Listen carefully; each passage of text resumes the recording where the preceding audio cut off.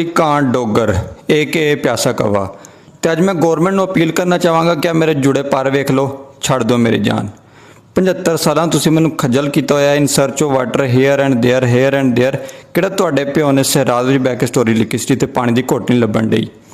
उतों चलो तुसीं एक अद्धी वारी कोई हेयर एंड देयर लिखिया होना, पर तुहाडे ए बाल ए जैनवन हराम दे ए तुहाडे ढिड्डों जम्मे बांदर ये 200 लफज पूरे करने वास्ते मैंने हेयर एंड देयर ते इधर तो उधर इन्होंने जो मैंने खज्जल किया।